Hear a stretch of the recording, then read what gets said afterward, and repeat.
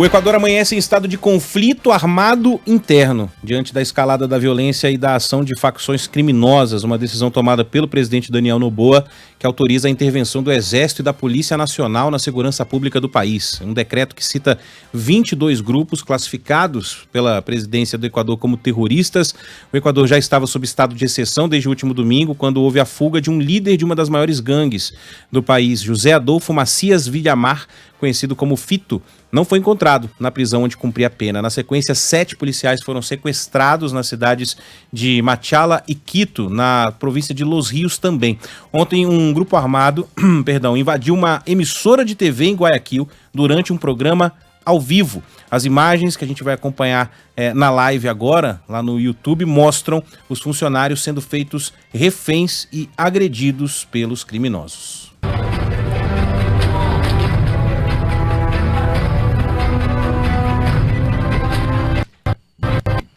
Tá vendo, basicamente o jornal estava no ar e vários, 1, 2, 3, 4, 5, 6, 7 homens encapuzados. Isso que dá pra gente ver, né? Os 7 vão passando em frente à câmera, não estão nem aí com as imagens, né? Fazendo sinais, um tá segurando um facão gigantesco, outros com armas, inclusive um deles coloca um dispositivo, um explosivo, né, no bolso de um dos apresentadores, e os funcionários ali do noticiário, todos eles no chão, agachados, com as cabeças baixas.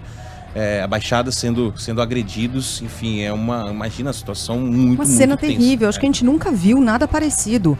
Nessa proporção, a gente não viu nada parecido com a invasão de um estúdio assim ao vivo, com tantos criminosos, com o rosto coberto, a maior parte deles, né, com o rosto coberto. E que ganham esse tom ainda mais dramático por causa da própria trilha sonora do noticiário que estava no ar, né? Uma coisa muito impressionante. Num outro vídeo, um grupo diz ter bombas e ao fundo a gente vai tentar ouvir também aqui no dial os sons semelhantes aos sons de tiro.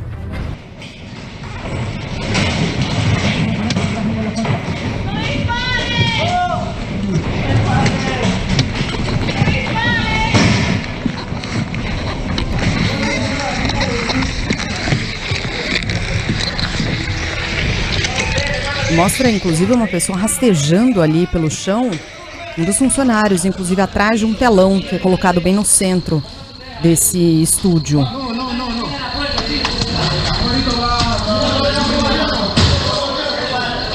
Aparecem outros funcionários com as mãos na cabeça.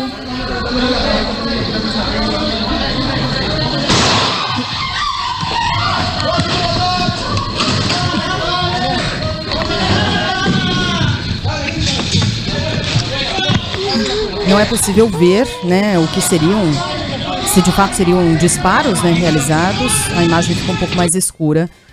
E essas são as imagens disponíveis até aqui. A gente está descrevendo e acompanhando muito de perto a situação que é crítica no Equador.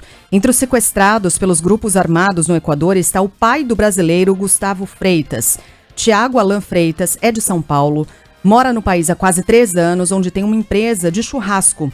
Em um vídeo nas redes sociais, Tiago disse que a família pagou parte do resgate e está desesperada por não ter o restante do dinheiro. Olá, meu nome é Gustavo, eu sou filho de Tiago. Mi papá na manhã se foi sequestrado e enviamos todas as platas que teníamos, não temos mais.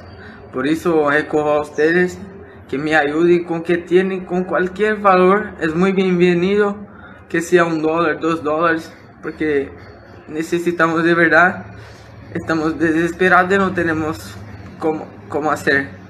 Já pagamos $1.100, mas estão pedindo $3.000. Recorro a vocês para que ajudem. Muitas graças.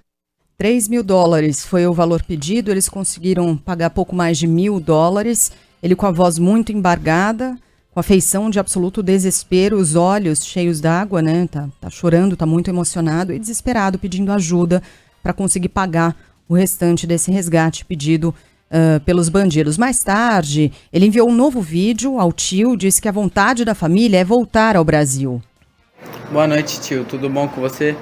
Então, mano, eu tô poupando meus irmãos desse vídeo, né? Porque eu sou mais velha, eu falo por eles, né? Mas eu acho que tá claro, né, que tá aí dentro.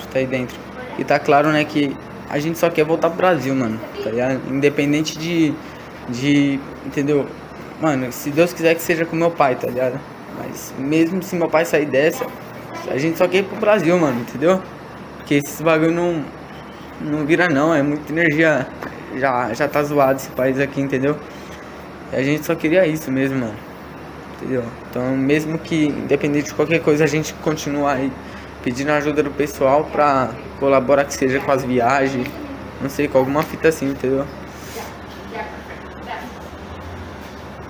E mais uma vez ele muito emocionado, né? Dessa vez falando em português. Antes ele falou no primeiro vídeo em espanhol, quando pede ajuda ali por causa do resgate solicitado, pedido pelos bandidos. Bom, por aqui, o Ministério das Relações Exteriores afirmou que acompanha de perto a denúncia do sequestro desse brasileiro. Direto de Brasília, Thaís Sprovieri vai trazer informações pra gente. O Itamaraty segue acompanhando a denúncia de sequestro de um brasileiro no Equador. O homem teria sido sequestrado nesta terça-feira em meio a uma crise de segurança que vive o país. O Ministério das Relações Exteriores informou que está acompanhando o caso por meio da Embaixada de Quito e está em contato com os familiares e que está apurando as circunstâncias do ocorrido junto às autoridades locais. Anteriormente, o governo brasileiro já tinha se manifestado, dizendo que acompanha a situação com preocupação e que condena as ações de violência conduzidas por grupos criminosos organizadas em diversas cidades do Equador. Manifestou, inclusive, solidariedade ao governo e aos equatorianos diante dos ataques. O Ministério das Relações Exteriores disponibilizou ainda o contato do plantão consular para cidadãos brasileiros no Equador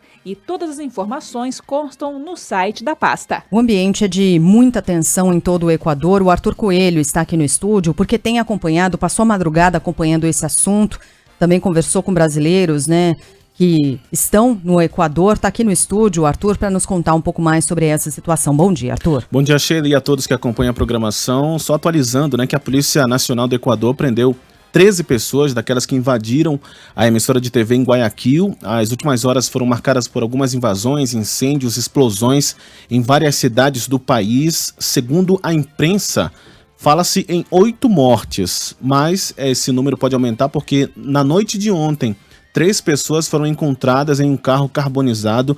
Não há um número oficial repassado pela Polícia Nacional do Equador.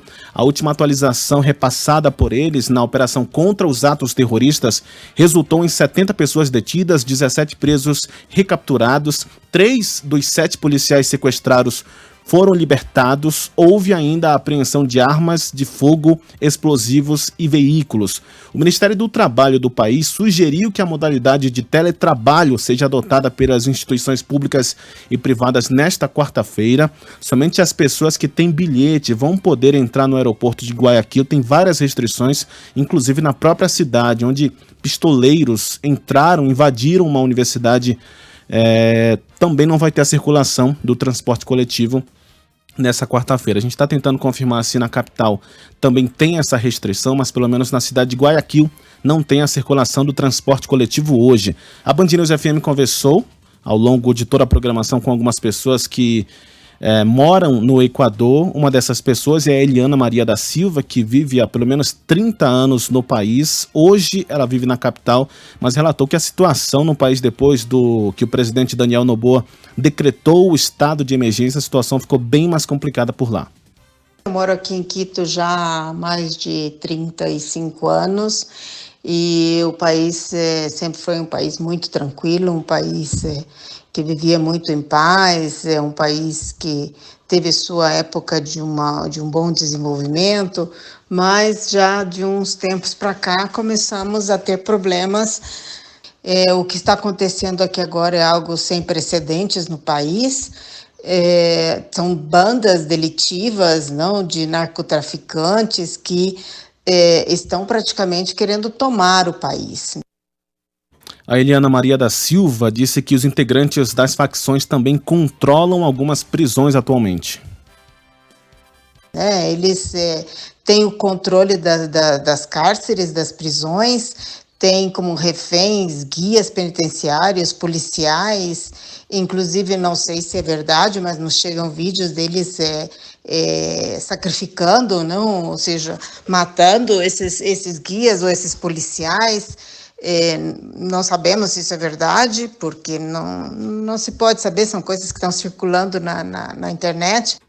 A Band News FM também conversou com o jornalista Gonzalo, que estava em Quito no momento da invasão, e ele contou que a situação praticamente paralisou o país. Há paro de atividades, quero dizer. Todos os bancos, entidades bancárias, negócios. Há uma paralisação das atividades. Todos os bancos, atividades bancárias, negócios, lojas, supermercados fecharam para evitar roubos. As empresas também encerraram as atividades do dia e as pessoas já estão se retirando, mas com muita dificuldade, porque obviamente o trânsito está terrível, os ônibus e o transporte público, com uma grande quantidade de pessoas indo para suas casas. Uma grande quantidade também se retiram às suas casas. Após a onda de ataques, Estados Unidos, Venezuela, Argentina, Bolívia e a Colômbia ofereceram ajuda ao Equador. Valeu, Arthur. Bom, localizado entre a Colômbia e o Peru, o Equador se tornou uma das principais rotas para o envio de cocaína ao exterior, né? Isso vai muito, essa história recente do país vai muito com o que disse aí há pouco a Eliana, né? Que vivia num país tranquilo e de uns tempos para cá, são as palavras dela, a coisa foi mudando. E é importante a gente entender esse contexto, né? Sim. Por quê? Estamos falando dessa situação agora, né? Que chegou aparentemente num limite, né? Tem muito ouvinte aqui falando assim, porque no Rio de Janeiro a gente é acostumado a isso e tal. Mas não sei se é a mesma proporção, né? Porque a gente está falando de um país tomado pelo crime organizado. Enfim, só em 2023 as autoridades equatorianas apreenderam 220 toneladas de droga, de cocaína. No ano passado o país registrou quase 8 mil homicídios. Isso representa um aumento de 800% desde 2018. Para o professor de Relações Internacionais da SPM, Leonardo Trevisan, o cenário de extrema violência no Equador é um quadro que pode se estender para toda a América Latina, principalmente nas ex-colônias espanholas. Ele diz que o Estado está cada vez mais fragilizado e isso não afeta só a área da segurança pública. Quando nós olhamos para essa situação, ela explode na segurança pública, mas a privatização das instituições de Estado no Equador e em outros países da América Latina foi bastante semelhante. Não foi só a segurança pública. O Equador tem 60 mil policiais e 120 mil seguranças privados, tem o dobro da polícia. Ainda segundo Leonardo Trevisan, as facções criminosas estão substituindo o poder do Estado. O resultado é um esvaziamento de representação política. O Senado e a Câmara se esvaziam de representação. É isso que acontece. Quando nós olhamos para essa situação do crime na América Latina, o crime substitui exatamente instituições de Estado que se degeneraram, que faliram. Que é o que acontece, por exemplo, em algumas áreas do Rio de Janeiro comandadas pela milícia, que agora é a narcomilícia, né, Sheila? Regiões ali na Zona Oeste que tem uma população de 1,5 milhão, 2 milhões de habitantes, onde, de fato, as facções criminosas substituíram o poder do Estado. Sim, e nesse ponto há de se concordar com o que os ouvintes estão falando aqui com a gente no WhatsApp, né? Há um poder paralelo que te diz se você pode ou não comprar um terreno, alugar uma casa, quanto que você tem que pagar pelo gás, quanto que você tem que pagar pela internet, pela TV a cabo, pelo transporte público. Mas e aí, de novo, falando em proporções, né, a gente está falando dessa área especificamente ali na Zona Oeste do Rio, 2 milhões de habitantes, o Rio que tem uma população de 7 milhões, a gente está falando de um país tomado pelo crime organizado, um país onde moram 18 milhões de pessoas, né? Bom, na avaliação do professor de Relações Internacionais da UNB, Roberto Goulart, da Universidade de Brasília, o governo do Equador vai adotar uma grande repressão para tentar controlar a situação no país, né? Não haverá outra saída. Em entrevista à Band, ele lembrou que a promessa de campanha, inclusive, do Daniel Noboa, do presidente do Equador, era enfrentar essas facções criminosas. Eu vejo que ele vai utilizar também desse endurecimento da repressão, uma repressão indiscriminada, que pode se tornar indiscriminada, como uma das bandeiras a postar, né, como para ser uma das suas bandeiras na sua campanha, né, na tentativa de se reeleger ou eleger, né, o candidato que ele vem apoiar, infelizmente. Então, nós também não podemos descartar uma politização, né, dessas medidas que o presidente adotou no estado de exceção. Só para lembrar que no Equador, antes do processo eleitoral, a gente teve candidato à presidência sendo assassinado. Exatamente. Né? Então já é de algum tempo essa onda de violência. Enfim, a gente vai voltar a abordar esse assunto aqui no Jornal Band News. Daqui a pouquinho tem entrevista, a gente vai tentar falar de novo com a Eliana, né? Saber como é que está a situação por lá, como é que ela está nesse momento e, enfim, outras informações aqui ao longo da nossa programação. Tentando contato ainda com o nosso embaixador. Enfim, a gente volta já já a isso. Vamos a outros destaques de hoje. O presidente do Senado diz que vai conversar com o ministro da Fazenda antes de tomar uma decisão sobre a MP que reonera a folha de pagamento. Ontem, Rodrigo Pacheco se reuniu com parte dos líderes no Congresso e voltou a ser pressionado a devolver o texto enviado pelo Executivo. E o Partido Novo foi ao Supremo para tentar derrubar a medida provisória. Quem tem os detalhes direto de Brasília ao vivo está com a gente, é o João Pedro Melo. Bom dia para você, JP. Oi, Sheila, bom dia para você, para o Ivan, para todo mundo que está nos acompanhando. Pois é, ontem foi um dia longo, né, dessa reunião do presidente do Congresso Nacional, senador Rodrigo Pacheco, exatamente com líderes partidários para tratar dessa reoneração. Não tivemos muitos líderes aqui em Brasília, viu? Foram 10 senadores que estiveram na presidência do Senado para conversar com Rodrigo Pacheco e essa reunião não foi muito longa, durou mais ou menos 1 hora. Nesse encontro ficou acertado que teremos um novo encontro no início de fevereiro para discutir essa reoneração das folhas de pagamento de 17 setores da economia. O grande ponto é que o Partido Novo ingressou ontem à tarde com uma ação direta de inconstitucionalidade no Supremo Tribunal Federal. Eles estão pedindo o seguinte: a suspensão dos efeitos dessa medida provisória que trata da reoneração da folha de pagamento desses 17 setores. A legenda diz o seguinte, que esse texto, a MP, padece de vícios de inconstitucionalidade formal e também material. Sobre essa questão, então, a gente deve ter uma nova reunião marcada para fevereiro. E nessa reunião, como disse, teremos a participação do ministro da Fazenda, Fernando Haddad. Esse foi o acordo entre os líderes partidários ontem. Ouvir o ministro da Fazenda para entender qual era o objetivo do governo com essa medida provisória. E o grande ponto é que praticamente todos os líderes que estiveram ontem no Senado e que a gente conversou disseram que o governo errou ao enviar essa medida provisória, que o ideal para eles seria uma espécie de projeto de lei. Por quê? Porque daria espaço para o Congresso debater esse tema antes, de fato, dele ser analisado. Então, é um ponto que gera muitas divergências nesse momento. E ontem, depois desse encontro, o presidente do Congresso Nacional, o senador Rodrigo Pacheco, disse exatamente isso, que essa medida provisória, ela causa estranheza. Vamos ouvi-lo. A medida provisória foi editada no final do ano e eu até manifestei publicamente que, naturalmente, ela gerou uma estranheza em função do fato de que ela desconstitui algo que o Congresso Nacional se pronunciou por mais de uma vez, seja aprovando o projeto, seja depois rejeitando um veto do presidente da República com uma maioria muito expressiva. Os parlamentares da oposição estão pressionando Pacheco para não aceitar a tramitação dessa matéria e devolver essa medida provisória ao governo federal. Quando foi a última vez que isso aconteceu? Em 2021, quando o ex-presidente Jair Bolsonaro enviou um texto que limitava a remoção de conteúdos publicados nas redes sociais. Pacheco disse que o texto era inconstitucional, devolveu ao governo federal. Ontem também Pacheco destacou que vai conversar com líderes que não estavam aqui em Brasília ao longo dessa semana e que não vai tomar qualquer tipo de decisão antes de conversar com Fernando Haddad. Então essa estranheza, obviamente, ela existe. Há uma percepção do Colégio de Líderes do Senado, que se reuniu agora há pouco, de que há um vício na MP. Então, a decisão da presidência do Congresso relativamente a isso, uma decisão que será tomada. Eu gostaria de fazê-la cumprindo essas etapas. Eu cumpri uma etapa importante hoje, que foi ouvir os líderes que puderam participar dessa reunião.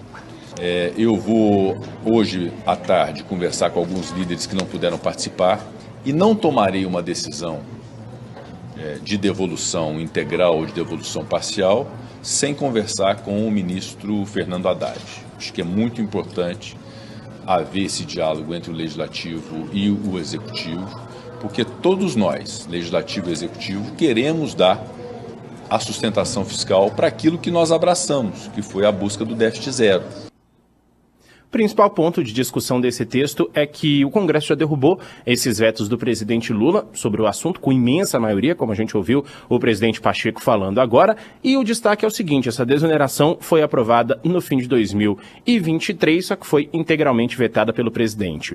Com isso, o governo enviou essa medida provisória como uma espécie de alternativa e agora a gente tem o centrão de um outro lado, um terceiro viés dessa questão, dizendo que esse texto tem que tramitar, mas que tem que ser derrubado na comissão especial. Rodrigo Pacheco, por fim, destacou o seguinte, que o compromisso dele não é com o problema, mas sim com a solução, e que é preciso pensar em uma arrecadação sustentável e também em uma espécie de compensação tributária. Nós temos que ter compromisso, não é com o problema. Seria muito cômodo simplesmente devolver sem encontrar uma solução. Essa comodidade nós não queremos. Nós queremos construir com o ministro Fernando Haddad uma solução de arrecadação que seja sustentável. O MP traz alguns pontos, por exemplo, a questão das compensações tributárias. Há uma percepção dos líderes de que é algo que pode avançar, ter uma racionalidade, um escalonamento de compensações ao longo do tempo, para que a arrecadação não fique refém de decisões, por exemplo, decisões judiciais. Então há uma percepção de que esse ponto da medida provisória pode avançar, e pode ser discutido. Bom, por último e não menos importante, o Ministério da Fazenda está admitindo já alterar a meta de déficit zero, caso se esgotem todas as alternativas para compensar essa renúncia de receitas com a prorrogação da desoneração até 2027. Então esse é um ponto que ainda tem que ser muito discutido aqui no Congresso Nacional e, portanto, teremos novas reuniões no início do mês de fevereiro. Bom, para muita gente parece um blá blá blá danado. E mas é porque assim, né? Blá blá blá importante, mas é um blá blá blá muito importante, né? Porque de fato isso mexe com a vida das pessoas, né? Isso faz com que empresas contratem ou deixem de contratar. Ô João Pedro, a gente sabe que o presidente do Senado, o presidente do Congresso, né, como uma figura importante, ele precisa manter uma certa institucionalidade, né, um tom bem blazido, vamos dialogar e vamos ouvir todos os líderes e etc, etc. Mas exatamente, mas a verdade é que todos os líderes que saíram dessa reunião meio que já pacificaram que essa MP vai ser devolvida, né, porque assim, das alternativas que foram colocadas pelo presidente Rodrigo Pacheco, e a gente já vai ouvir aqui o senador Efraim Filho, que foi o autor, né, do PL da desoneração.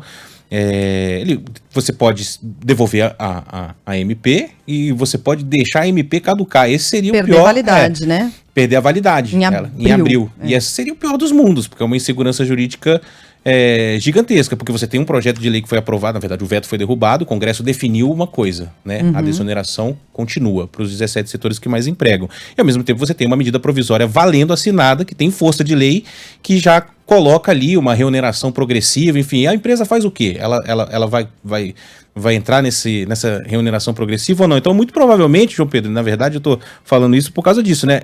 A institucionalidade e esse tom blasé do presidente do Senado, ele não anda lado a lado com que os senadores já acreditam que o que vai acontecer, né? Com essa medida provisória, né? Exatamente, Ivan. E ontem, todos, sem exceção, todos os senadores que saíram dessa reunião, que conversaram com a gente, defenderam a devolução do texto. E surpreendeu os jornalistas no momento em que Pacheco falou que essa matéria, por enquanto, não seria devolvida, que ele iria entrar em contato com os outros líderes e etc. para tentar decidir o que seria feito. O grande ponto é que o que Pacheco está querendo nessa medida provisória é que pelo menos um trecho dela possa ser aproveitado, ou seja, devolver em parte para o governo. Provavelmente, e aí é mais ou menos pelo que a gente ouviu ontem, né, do que ele falou, ele deve devolver o trecho da reoneração e vai manter outras propostas que estão dentro dessa medida provisória. Um programa de investimentos que está nessa matéria, entre outras questões. Então, a tendência é de que a reoneração, essa sim, seja devolvida, mas o outro trecho da medida provisória, esse deve seguir em frente. Valeu, João Pedro, mas é isso, né? Assim, obviamente o presidente do Senado quer fazer um gesto ao governo, ele não quer ficar mal com o governo devolvendo essa medida provisória, tanto que ele cita o ministro Fernando Haddad. Agora, se todo mundo se é pacificado que isso não vai progredir, bota pra votar e derruba, né? O que não pode é ficar justamente esse lenga-lenga mesmo, né? Vamos ouvir, porque o governo errou, isso é um ponto pacífico, né? Ao editar essa medida provisória, ao dizer que iria propor uma alternativa e propor essa alternativa praticamente na mesma data em que o Congresso foi analisar o veto, né? O governo comeu bola nessa aí, como o pessoal fala aqui em São Paulo, né? E há um outro ponto rapidinho, Sheila, antes da gente ouvir aqui o Efraim, que é essa questão da judicialização das coisas, né? Como a gente vê muito discurso de políticos em Brasília falando que o Supremo Tribunal Federal se mete muito nas questões, e se mete mesmo nas questões legislativas, mas quando há uma divergência desse tipo em que a política precisa resolver, não resolve. Todos os lados vão ao Supremo Tribunal Federal. Em dezembro, o governo foi ao Supremo Tribunal Federal contra a derrubada do veto. Esse processo já está lá. O Partido Novo, que é um partido que critica reiteradas vezes essa intromissão do judiciário no legislativo, é o primeiro partido aí contra a medida provisória do governo. Quer dizer, então no momento em que a gente precisa da política resolvendo as coisas, quem critica a judicialização da política tá indo ao Supremo Tribunal Federal para dar um jeito nessa briga. Enfim, falei tanto aqui do Efraim, né, porque ele falou justamente isso, que essa alternativa de fazer com que a MP perca a validade, ela é muito, muito ruim, ela é muito nociva, né? O país, nas palavras do senador, não pode esperar. A devolução da medida provisória, ela traria o sentimento de segurança jurídica para quem empreende, para quem produz, porque a medida provisória ela já começa a produzir efeitos nocivos na economia, né? Muitos desses setores, os 17 setores que mais empregam, já puxaram o freio de mão, eles já começam a suspender investimentos, ou seja, deixam de ampliar os seus negócios, de abrir novas filiais e, portanto, de contratar mais pessoas. Bom, a pressão vem de todos os lados, inclusive das centrais sindicais. O presidente da CUT, Sérgio Nobre, diz que a reoneração prejudica a criação de empregos. Nós viemos trazer aqui a nossa preocupação, porque os trabalhadores lá no local de trabalho gera uma insegurança, uma preocupação com o emprego. O emprego é tudo que o trabalhador tem, quando perde emprego, perde tudo. Bom, e é isso aí, né? Tomara que a política resolva essa questão, né? E logo, né, gente? E logo. Todo mundo querendo acenar pro outro e tal. Cara, às vezes a gente precisa tomar decisões difíceis, principalmente essas pessoas que nos representam e que ocupam cargos muito importantes. Então, assim, se o presidente do Senado não quer ficar mal com o governo, bota pra votar e derruba a MP. Acabou, foi tudo resolvido na política. Assim como foi a questão do veto, né?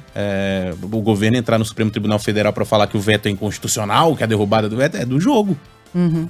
O Congresso aprovou, o governo vetou e depois foi derrubado o veto. Enfim, é isso aí. A gente ainda vai falar muito sobre os 17 setores que mais empregam na economia, Sheila Magalhães, mas é um assunto muito importante. Sim. E tem mais de Brasília, viu? Cresce a expectativa para que Ricardo Lewandowski seja anunciado como novo ministro da Justiça. A previsão é de que Flávio Dino, escolhido para ocupar uma vaga no Supremo, deixe o cargo até sexta-feira. O Márcio Rocha tem os detalhes pra gente.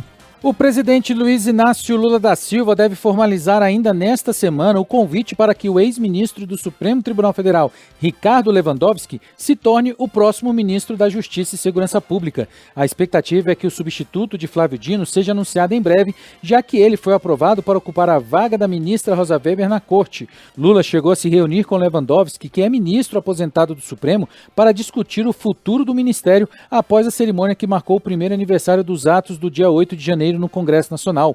Por enquanto, Flávio Dino segue no comando do Ministério da Justiça, mas a posse no Supremo está marcada para o dia 22 de fevereiro. Assim, Lula ainda precisa indicar quem vai assumir a função. Nos bastidores, a informação é que Lula indicou a auxiliares que vai mesmo convidar Lewandowski, mas que alguns últimos ajustes ainda precisam ser feitos antes do anúncio oficial. O atual secretário executivo do Ministério da Justiça, Ricardo Capelli, considerado o braço direito de Flávio Dino, corre por fora e também pode ser indicado ao posto. Outros nomes cogitados por Lula foram o do subchefe para assuntos jurídicos da Casa Civil da Presidência, o Wellington César Lima Silva, e do presidente do Grupo Prerrogativas, Marco Aurélio Carvalho, entre vários outros. O estado de São Paulo registra mais uma morte causada pelas chuvas. Dessa vez, um homem morreu ao sair de um carro atingido por um cabo de energia. Mais de 130 árvores caíram na chuva de ontem na região metropolitana. O Renan Soquevicius está aqui no estúdio para trazer um balanço aí. Esse homem morreu eletrocutado e agora há pouco eu estava recebendo imagens aqui, Renan, de outros fios, né, que estão também jogados aí pelas ruas de São Paulo. A situação ontem foi mais uma vez caótica e hoje a previsão de chuva. Mais chuva, previsão para hoje. A zona sul da cidade de São Paulo tem sido bastante afetada, sobretudo a região do entorno do Parque do Ibirapuera. Esse caso que terminou com a morte desse homem foi perto dessa região do Ibirapuera. Ele morreu ao ser eletrocutado no momento em que saiu do carro. O carro foi atingido por fiação e também por árvores na chuva forte de ontem. Esse fio energizado caiu sobre o veículo. Tinha uma mulher também que estava dentro do carro. Ela foi socorrida sem ferimentos. Ela continuou dentro do veículo. Pessoas que estavam do lado de fora gritaram para que eles permanecessem ali dentro, mas naquele momento de desespero, esse homem de 62 anos saiu e acabou morrendo, caiu na hora, eletrocutado. estado. Em nota, a Enel, companhia de energia que distribui energia em partes do estado de São Paulo, lamentou o acidente envolvendo a rede elétrica e disse que está apurando as circunstâncias do ocorrido. A empresa disse que um galho caiu sobre a rede de distribuição durante a chuva, rompendo o cabo de média tensão que atingiu o veículo. Na segunda-feira, a gente trouxe a informação de um homem que morreu, né? Ontem a gente trouxe a informação de que anteontem um homem morreu no interior do estado, dessa vez atingido por uma árvore. Então, a segunda morte no estado de São Paulo só nessa semana por causa das fortes chuvas. Ontem, os bombeiros receberam mais de 200 chamados para queda de árvores e também para um desabamento na região metropolitana. O Parque do Ibirapuera, o principal da cidade de São Paulo, o mais conhecido, ficou fechado por horas por causa da queda das árvores dentro do parque e também no entorno. A área foi reaberta ontem, mas ainda há alguns trechos isolados. E a previsão de mais chuva para a cidade de São Paulo hoje, máxima prevista de 35 graus, muito calor. E a combinação de calor com umidade alta também resulta em chuvas fortes. Por enquanto, essa chuva tem atingido São Paulo de maneira isolada. Para o fim de semana, segundo os meteorologistas, a chuva deve atingir a capital paulista de forma um pouco mais ampla. E fico alerta, sobretudo para pessoas que vivem em áreas de risco, sobretudo áreas de encostas, que devem ser atingidas por essa chuva, que deve ser mais forte e deve durar mais tempo. Estragos enormes, né? A gente está exibindo alguns deles na nossa live, mas em relação a essa morte, é uma morte trágica, uma morte acima de tudo estúpida, né? Uhum. Porque como é que você explica? Morreu de quê? Morreu de chuva, diria a Enel? Não, eu diria que morreu de Enel, morreu de prefeitura.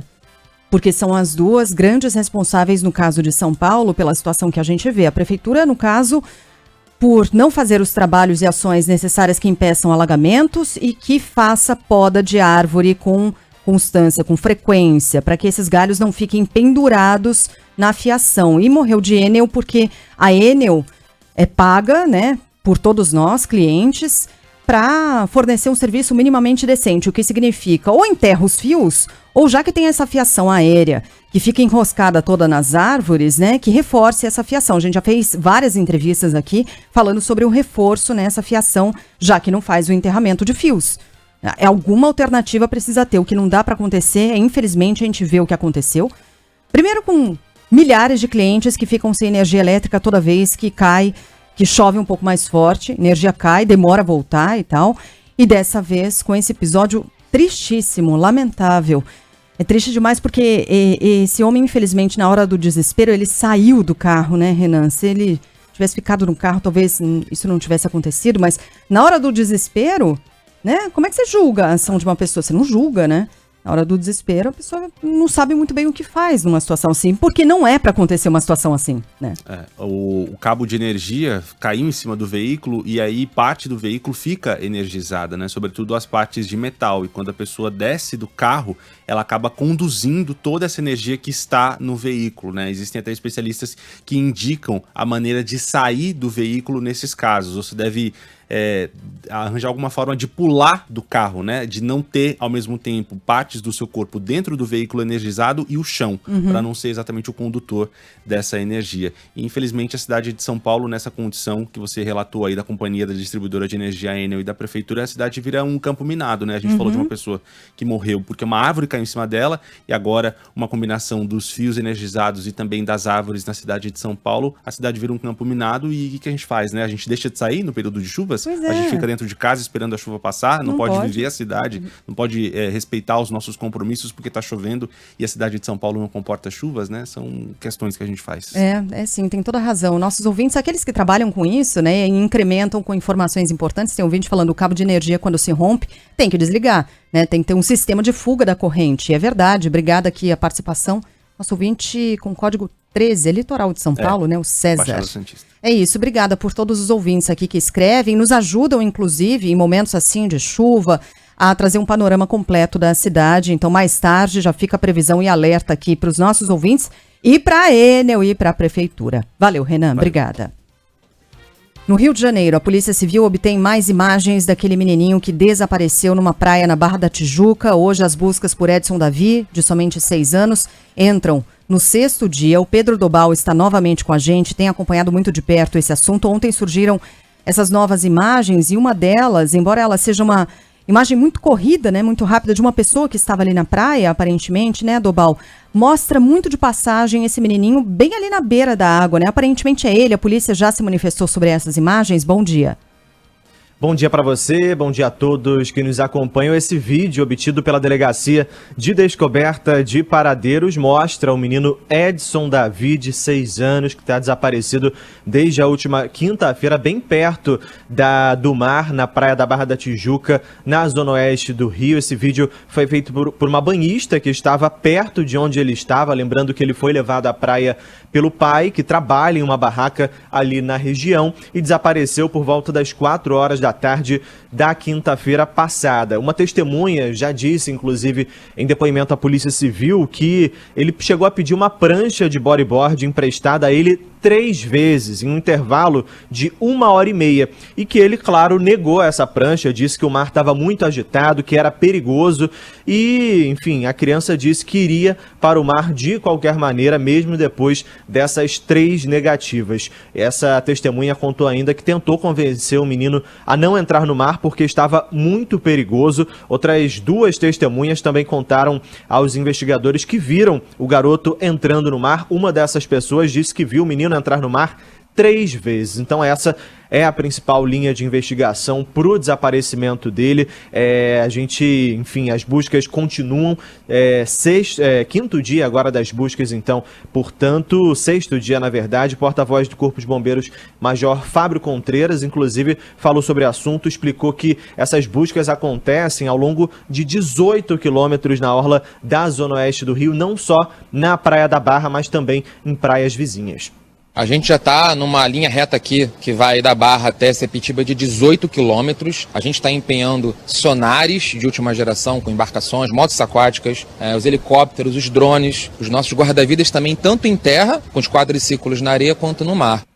Portanto, 6º dia de buscas, que também são reforçadas por equipes da Polícia Civil, inclusive com o uso de um helicóptero com câmara térmica. Os investigadores não descartam outras possibilidades além do afogamento, mas essa é a principal hipótese, porque o Edson Davi não foi visto em imagens de câmeras de segurança da região saindo da praia em qualquer momento. Nenhuma testemunha disse que viu ele deixando a areia também em algum momento. Ontem os policiais ouviram os argentinos, que seriam os pais de um menino que brincou com Edson na praia. Eles contaram que foram embora antes do sumiço do menino ser notado. Inicialmente, eles chegaram a ser considerados suspeitos de sequestrar a criança, mas essa possibilidade já foi descartada pela polícia, porque a família aparece em imagens de câmeras de segurança saindo da praia e também chegando ao hotel sem o Edson Davi, de 6 anos, que continua desaparecido. Portanto, busca já chegando ao 6º dia em toda a orla da zona oeste da cidade. Obrigada, viu, Dobal? A gente fica na angústia, né? Para que a família tenha notícias, né? Para que essa criança seja localizada. Porque até a principal hipótese da polícia, ela é muito estranha, né? O menino, ele entrou no mar e não voltou, né? A maré não voltou, ali não é um lugar que tem pedras, que ele pudesse ter ficado preso, que...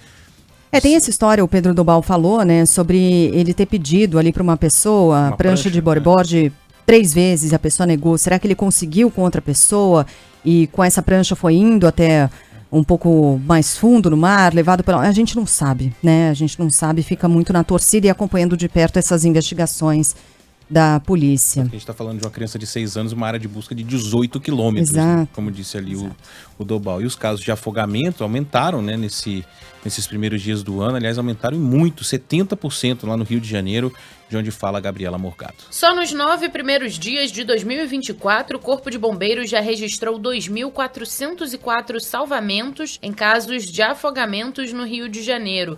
O número é 4 vezes maior do que no mesmo período do ano passado, quando foram 528. Em todo o ano de 2023, o Rio contabilizou 26.731 casos, número 67% maior maior do que o de 2022. Segundo os bombeiros, a alta pode ser explicada pela combinação de mais dias ensolarados e mar agitado. Na segunda-feira, um turista mineiro morreu afogado na praia de Grumari, na zona oeste do Rio. Os militares também encontraram o corpo de um adolescente de 16 anos que se afogou um dia antes na praia da Barra da Tijuca, na mesma região. Em São Paulo, as buscas pelo helicóptero que sumiu quando seguia para Ilhabela entram no 10º dia.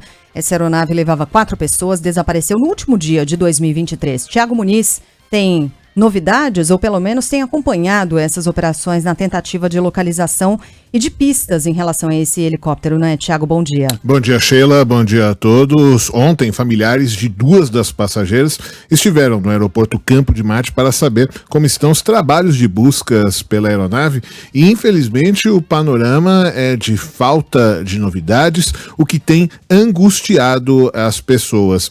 Neuza Rodzevics, que é avó de Letícia e mãe de Luciana, fala sobre esse panorama duro de espera por informações sobre as pessoas desaparecidas. Muito angustiante, eu estou à base de remédio já há mais de 6 dias, eu estou no meu limite.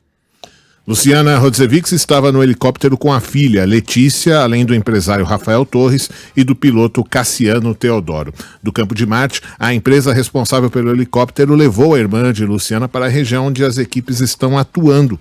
Ontem, durante o 9º dia de buscas, um voluntário contou que a equipe chegou a encontrar um objeto que poderia ser uma peça da aeronave, mas foi descartado, não se confirmou a relação desse objeto com o helicóptero Robinson 44. As equipes de busca e salvamento focam agora os trabalhos numa área de mata na Serra do Mar, em Caraguatatuba, no litoral norte, é o que explica a capitã da Polícia Militar do Estado de São Paulo, Natália Giovannini. Um morador passou que havia avistado algum material prateado ou que brilhava. A gente tem coletado todas as informações que a gente recebe, né? Porque não tem como a gente ter a certeza que realmente ela viu a aeronave que está desaparecida.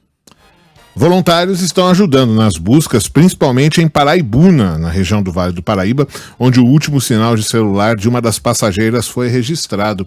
Para quem nos acompanha no YouTube e nas redes sociais, estão sendo veiculadas imagens fornecidas pela Força Aérea Brasileira. E aí o ouvinte até pode se perguntar, né? Poxa, mas parece a mesma coisa de outros momentos em que já tratamos deste assunto. É porque as imagens são realmente parecidas, porque as buscas se concentram por um raio bastante grande, bastante significativo e em meio a um mundo verde de árvores, de vegetação nativa, ou seja, a busca realmente é muito difícil e ainda sem qualquer sinal de uma clareira, de um local mais evidente de onde possa ter ocorrido o pouso forçado ou até a possível queda do aparelho. 10º dia de buscas, portanto. Valeu, Thiago. O prefeito do Rio de Janeiro diz que o crime organizado cobrou uma taxa de R$500 mil para liberar a construção de um parque público na zona norte da cidade. Um pedido que teria sido feito diretamente à empreiteira responsável pelas obras. Mário Dias Ferreira está conosco. Mário, o que chama atenção foi a forma como que o prefeito fez essa comunicação aí em 2 pontos, né? Primeiro, não por meio de um ofício, mas marcando o arroba de todo mundo nas redes sociais, né? E segundo, por ter meio que pulado ali o governador Cláudio Castro, a Polícia Militar do Rio de Janeiro, e ter pedido um apoio direto para o ministro da Justiça, para o Ministério da Justiça e para a Polícia Federal, né? Bom dia. Bom dia, Ivan, e a todos. A Polícia Civil trata como um possível caso de extorsão a denúncia feita pelo prefeito do Rio nas redes sociais contra a empresa responsável pela construção do Parque Piedade na Zona Norte. Eduardo Paes postou que os criminosos pediram R$500 mil para a construtora poder continuar as obras públicas no antigo terreno da Faculdade Gama Filho. A área estava abandonada após a falência da universidade particular. Na publicação, Paes ainda pediu ajuda da Polícia Federal para investigar o caso e disse que o secretário municipal de Ordem Pública, delegado Breno Carnevale, traria outros detalhes. Diferente de Paes, que se pronunciou pela internet, em nota, a Secretaria de Ordem Pública informa que Carnevale recebeu a determinação do prefeito para denunciar aos órgãos de segurança a informação de que o crime organizado estaria cobrando esse dinheiro de R$500 mil para a empresa responsável tocar os serviços e ameaçando paralisar os trabalhos de forma contrária. O texto foi enviado pela assessoria de imprensa, destacando ainda que a Prefeitura do Rio e a CEOP reforçam não tolerar qualquer tipo de atitude, não vão medir esforços nessa investigação. Aí, em resposta à paz nas redes sociais, pois foi marcado na postagem, o secretário executivo do Ministério da Justiça e Segurança Pública, Ricardo Capelli, escreveu: "Vamos para cima desses bandidos e já estamos recebendo outras denúncias semelhantes de prefeitos de outras cidades do Rio de Janeiro. As obras do Parque Piedade, orçadas em R$65 mil, começaram no fim do ano passado, após a demolição de alguns prédios que ficavam nesse terreno, que fica numa área conflagrada pela violência mesmo. Nessa manhã, os funcionários continuam trabalhando normalmente na região, com os tratores, caminhões, e é o que o Ivan destacou, Sheila, essa questão de ter ido às redes sociais, ter ido à internet, muita gente questionando essa situação, mas a Secretaria de Ordem Pública divulgou uma nota, mas o ministro em exercício, secretário executivo Capelli, também respondeu pela internet o prefeito Eduardo Paes. Sinal dos tempos. Tem lá, @Polícia Federal, @Ricardo Capelli, do delegado também. 2 vezes o @ do delegado. Exatamente. Mas é isso. Vamos seguir acompanhando. Mário, obrigada, viu, pelas suas informações. Bom trabalho por aí no Rio. Até já. Valeu, até. A Justiça determina a regressão para o regime fechado, agora, daquele bandido que baleou e matou um policial militar em Belo Horizonte. Roger Dias da Cunha levou 3 tiros durante uma perseguição a um carro roubado na noite da última sexta-feira, mesmo com 18 boletins de ocorrência. O autor dos disparos tinha sido beneficiado pela saída temporária de fim de ano. Fala, Vinícius Luiz. O Tribunal de Justiça de Minas Gerais determina a regressão ao regime fechado de Welbert de Souza Fagundes, homem que atirou e matou o sargento Roger Dias em perseguição policial na última sexta-feira. O criminoso tem uma longa ficha na polícia, com 18 boletins de ocorrência por roubo, ameaça e tráfico de drogas, e cumpria regime semiaberto que permitia saídas temporárias. Com a regressão, as saidinhas ficam proibidas. O corpo de Roger Dias foi enterrado nesta terça-feira no cemitério Bosque da Esperança, em Belo Horizonte. Centenas de pessoas e policiais estiveram na despedida do agente. Será que no próximo Natal ele vai ter saidinha de novo? Que a gente não esqueça, né? Que a gente não esqueça. Porque o que a gente viu acontecer nessa saidinha de fim de ano é o que se repete todo ano, né? Só que dessa vez com um crime grave, com a morte, resultando na morte de um policial militar. E não que em outros anos não tenha havido crimes graves, é que toda vez que tem um crime grave, os políticos voltam ao tema de vamos rediscutir as saidinhas temporárias e tal, não sei o quê, só que não muda. Então todo ano a gente vai falar aqui, infelizmente, de bandidos que saíram na saidinha temporária de fim de ano, cometeram crimes, não voltaram para a cadeia e dá nisso, né? Os caras não têm medo de, quando estão numa saída temporária, de cometerem exatamente os mesmos crimes que os levaram até a cadeia, né? Bom, ainda em Minas Gerais, a justiça condenou a blogueira que encomendou um susto por vingança ao ex-marido. Um caso que aconteceu lá em 2022 e a vítima acabou morrendo. A Isabela Gomes Pereira pegou 30 anos de prisão. É o que conta a Luciana Viana. A influenciadora digital, conhecida como Isa Gomes, é condenada a 30 anos de prisão após encomendar um susto, mas que resultou na morte do ex-namorado dela, Leandro Rezende Moraes, em 2022. Isabela Gomes Pereira chamou 3 homens que encontrou na rua e os pagou R$5 mil para agredirem a vítima, devido a alguns problemas que tiveram no relacionamento de 1 ano e meio. De acordo com a denúncia, os suspeitos invadiram e roubaram a casa do Leandro, além de agredi-lo e asfixiá-lo em Contagem, na região metropolitana de Belo Horizonte. Os 3 homens foram condenados a 22 anos e 6 meses de prisão, sem o direito de recorrer em liberdade. No Nordeste, a Polícia Civil tenta identificar os bandidos que tentaram assaltar turistas em um bug no Ceará. Não sei se todo mundo viu essa imagem. Se você puder, dá uma olhada lá no nosso canal do YouTube, vai lá na nossa transmissão ao vivo, que a gente vai exibir imagem enquanto exibe a informação do Caio Passos, mas é impressionante. Sabe o passeio de bug, aquele que você pede com ou sem emoção. Esse foi com muita emoção. Excesso de emoção nesse caso. Não era a emoção que eu imaginava antes, né? Conta tudo, Caio Passos. A polícia do Ceará segue as buscas e investigações por 2 homens que tentaram assaltar turistas durante um passeio de buggy pelas dunas da Praia do Cumbuco, em Caucaia, região metropolitana de Fortaleza. As imagens gravadas por uma das vítimas durante o passeio mostram os criminosos de arma em punho tentando parar o veículo com as vítimas. Apesar da abordagem, o motorista não parou e conseguiu fugir do local. A tentativa ocorreu nas dunas de uma das praias mais visitadas do Ceará, que costuma ficar lotada de turistas na alta estação. O policiamento na área foi intensificado. E basicamente o que acontece, né, nessa imagem para descrever, tá vendo ali o bug, na velocidade do bug ali, não tem nada em volta, absolutamente nada. Quando de repente surgem ali à frente do bug 2 homens armados, eles surgem à frente já apontando a arma, daí cada um se posiciona de um lado, o bug acelera e aí passa adiante, mas os 2 estão apontando a arma diretamente. Na imagem aparece até que um dos turistas, ele até sorri, mas acho que ele não se dá conta do que está acontecendo ali, né? E aí depois o bug segue em frente. Fazendo uma selfie, né? Ele tá em pé. Isso, no bug. Tá na parte de cima, né? Isso. Do bug.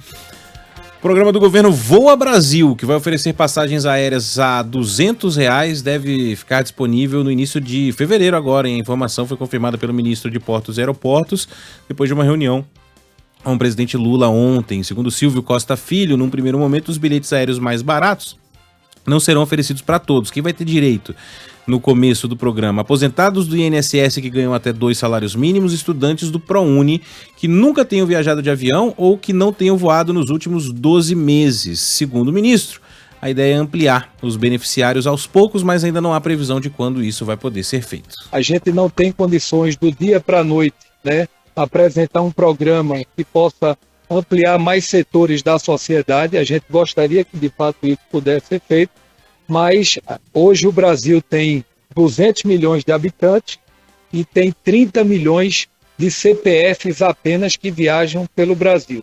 Com o Voa Brasil, a gente vai incluir mais 2,5 milhões de novos CPFs nesse programa, que vão ter a oportunidade de viajar através do programa. E onde é que você vai poder comprar esse bilhete? Você é aluno do ProUni, você é aposentado? Não sabemos. Vai ser no site do programa, mas é porque ainda não tem nenhum detalhe sobre a plataforma, sobre como ela vai funcionar. Isso só deve ser anunciado mesmo no começo do mês que vem. A expectativa do governo é beneficiar 21 milhões de brasileiros com esse projeto. O Observatório Europeu Copérnicos confirma que 2023 foi o ano mais quente da história. Os dados que já vinham sendo projetados havia algumas semanas foram revelados ontem. De acordo com o órgão, a Terra ficou em média quase 1,5 graus mais quente. E esse quadro colocou o planeta perto do que os cientistas classificam como limite seguro. A alta da temperatura verificada no ano passado estava prevista só para 2030, mas o aumento da poluição e também o fenômeno El Niño aceleraram esse processo. O presidente da CBF, Edinaldo Rodrigues, que acabou de voltar ao cargo, é acusado de assédio moral e sexual. As informações com a repórter da Band, Laila Alak.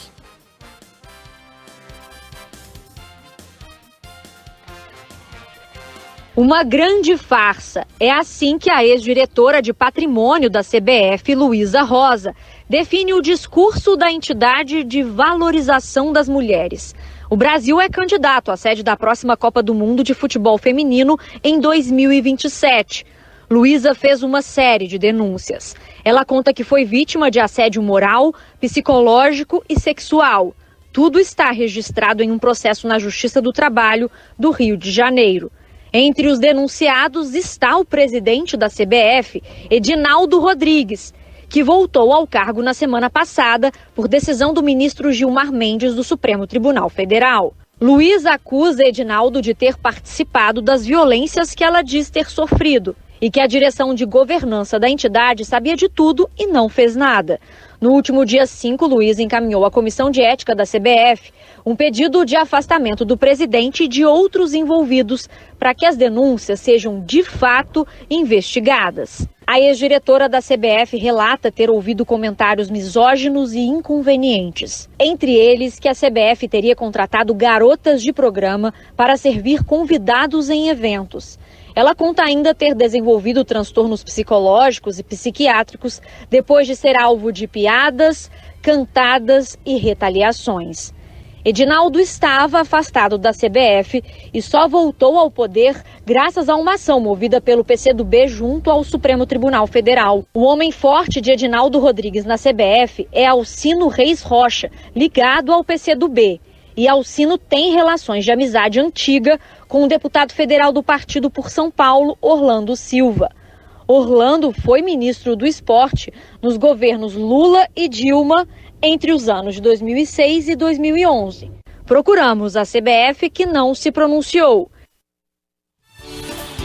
Esse assunto a gente vai seguir acompanhando, evidentemente, e hoje, nos assuntos que dizem respeito não é a bola rolando ainda, né?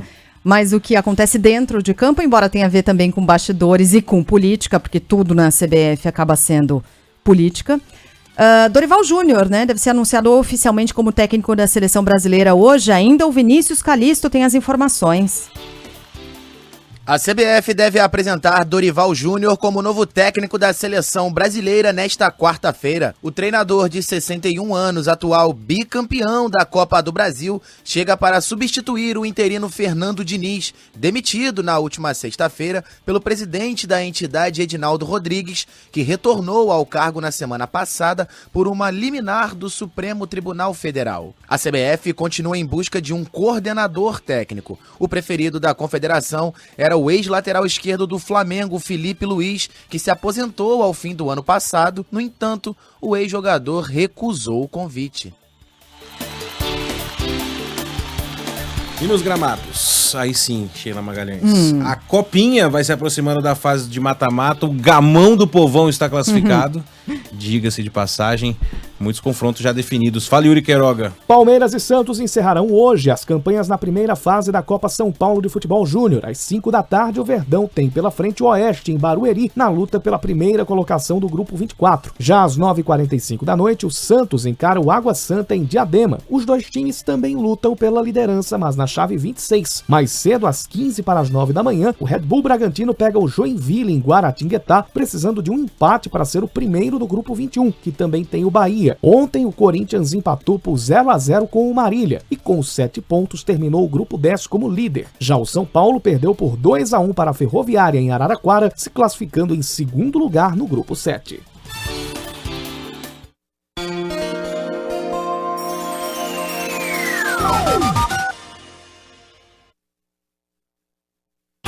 Seu caminho. Robson Ramos já está por aqui, acompanhando o trânsito hoje em São Paulo. Aos pouquinhos, ao longo dessa semana, eu fui notando, não sei se o ouvinte também, o Ivan, Robson, o trânsito já foi piorando, hein? Na segunda-feira estava bem mais tranquilão, aí ontem eu já senti uma piora, hoje também.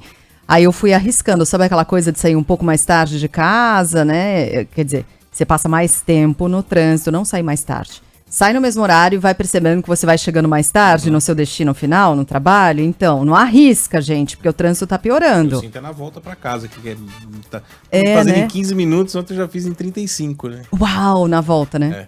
É muita obra por aí. Dizem que tem, né? Tudo simultâneo, que coisa, né? A gente quase não falou disso ainda. Caramba. Robson Ramos, como é que estão as coisas hoje na cidade? Bom dia!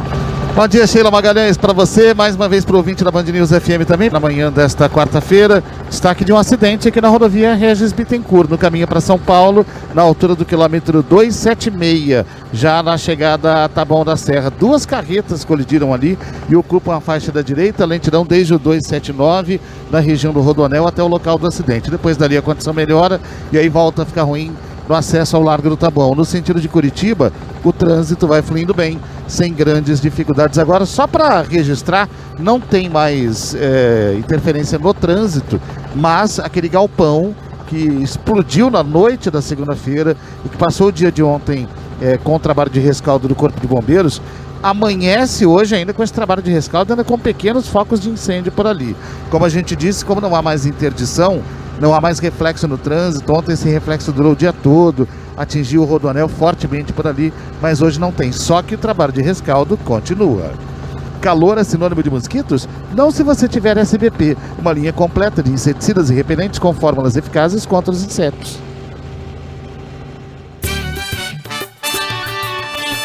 Band News. Tempo. Stephanie Toso, da Climatempo, com a gente. Ela avisou e aconteceu. Choveu muito mais uma vez em São Paulo. Tem mais previsão de chuva para hoje, né, Stephanie? Bom dia. Bom dia, Sheila. Bom dia para todos. Temos mais condição de chuva sim, e aquela chuva que vem pesada no final do dia. Então, o estado de São Paulo continua com a atmosfera cada vez mais quente, temos temperaturas ainda bem elevadas, começamos essa madrugada já com termômetros marcando 22 graus por aqui, e a nossa máxima pode subir ainda para 35. Como a gente tem toda essa combinação de calor, umidade, que é uma característica até bem típica do verão, a gente tem chance para aquelas pancadas que podem vir com força no final do dia. E aí, pelo menos aqui para a capital, vale a atenção, porque é uma chuva que ela vem acompanhada por raios e também por ventania, e aí pode prejudicar ainda muitos, causar transtornos ainda aqui pela Grande São Paulo. A gente tem condição para rajadas de 70 km por hora, para o interior, ventos que até podem subir um pouquinho mais para 80, então é uma condição já de tempo mais instável para aquelas regiões que fazem divisa com Minas, com Mato Grosso do Sul, porque por lá recebem ainda mais umidade que vem desses dois estados. E aí temperaturas que para o interior aqui de São Paulo podem bater de novo 36, 37 graus. A gente não segue ainda, pelo menos, com uma perspectiva de melhora para esse calorão todo para o interior paulista. E aí tudo isso só gera combustível para essas nuvens bem carregadas. Para o litoral, diferente de todas essas outras regiões, a gente tem sol, tem calor, mas tem condição só de pouca chuva. Claro que ainda tem aquelas pancadas mais moderadas, mas nenhum indicativo para volumes elevados, não. Então, para quem está no litoral, ainda dá para aproveitar bem até amanhã de sexta. A gente tem condição para virada mais significativa, até para uma entrada de mais umidade aqui pelo estado de São Paulo, já a partir da sexta-feira. E aí, condição para temporal generalizado para todas as áreas. É uma chuva que só vai aumentando até o final de semana. Cara, que preocupante, hein? E aí, no fim de semana também, com chuva, sábado e domingo? O sábado, principalmente. Para o domingo, a chuva ela vai começar a diminuir, mas sábado vai ser aquele dia instável. E aí é uma chuva que já pode começar desde a madrugada do sábado. E aí tem a condição até para os volumes ficarem um pouquinho mais elevados, considerando capital e interior. Para o litoral é uma chuva que vem com força, mas ainda vai intercalando aqueles períodos de melhora. E aí para a capital a gente tem um refresco para esse calorão todo. Então hoje a nossa máxima vai a 35, amanhã ainda tem calor de 34, mas para o fim de semana já é temperatura em torno de 27. Bom, que é alta ainda, né? Mas não é esse calorão que a gente está vivendo nesses dias mesmo, não. E você falou do litoral, tem chuva, mas para em alguns momentos. Então para aquelas pessoas que vão aproveitar o último fim de semana de férias, né? Galera que volta ao trabalho já na segunda-feira, aproveitou esses primeiros 15 dias de janeiro. Dá para aproveitar alguma coisinha ainda, né, no litoral? Dá sim, principalmente amanhã do sábado. Só que aí a tarde do sábado já é mais complicada. Domingo, aí já tem mais sol e aí domingo a chuva é mais isolada para o litoral. E para o litoral, diferente aqui da capital, ainda seguem as máximas de 30 a 31 graus para o fim de semana. Muito bem. Stephanie Toso volta logo mais às 10 para as 10 da manhã, atendendo aqui encomendas dos nossos ouvintes. Diminuíram, viu? Período de férias, pessoal já tá meio desanimando de pedir previsões específicas e tal. Vamos ver se chega até às 10 para as 10 alguma encomenda e aí a gente volta a trazer a previsão atualizada para os nossos ouvintes. Combinado, Stephanie? Combinado. Inclusive, eu tenho atualizações sobre o Chile. Alguém tinha me pedido. Muitos ouvintes. Na semana passada, uma enxurrada de mensagens de ouvintes querendo saber como fica o tempo no Chile a partir da próxima semana. Então, vamos responder esses ouvintes todos. Essa imensidão de ouvintes.